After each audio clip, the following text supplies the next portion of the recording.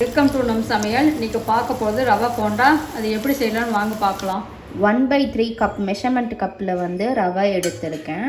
இந்த measurement cup தண்ணி ஊற்றி அரை மணி நேரம் ஊற வச்சுடுங்க. அரை மணி நேரம் ஊறின அப்புறம் நல்லா இப்படி அழுத்தி பிசைஞ்சு விடுங்க.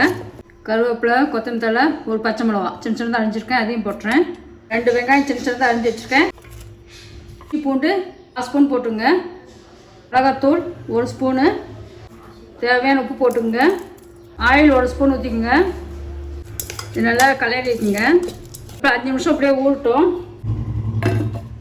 1.5 கப்பு கடல மாவு போட்டுக்கலாம். 1/2 கப் போடுறேன். இதுலேயே பிசைஞ்சு விடுங்க. வேணும்னா தண்ணி ஊற்றிக்குங்க. கொஞ்சம் தண்ணி தெளித்து பிசைஞ்சிக்குங்க. இது வரைக்கும் நான் 2 கை தண்ணி தெளிச்சிருக்கேன். 1/2 ஸ்பூன் பெருங்காயம் போட்டுக்கலாம். நல்லா கலரிடுங்க. பெருங்காயம் போட்டு நல்லா பிசைஞ்சு வச்சுட்டேன்.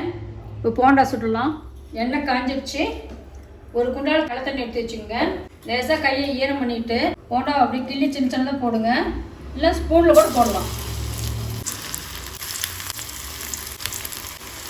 அடுப்பை மீடியமாக வச்சுக்கோங்க. எண்ணெய் சத்தம் அடங்கிடுச்சு. போண்டா எடுத்துடலாம். பொன்னிறமாக ஆனதும் எடுத்துடுங்க. ரவா போண்டா ரெடி ஆகிடுச்சு. வீட்டில் செஞ்சு பாருங்கள். எப்படி இருக்குதுன்னு கமெண்டில் சொல்லுங்கள். வேறு ஒரு ரெசிப்பியில் செஞ்சுக்கலாம்.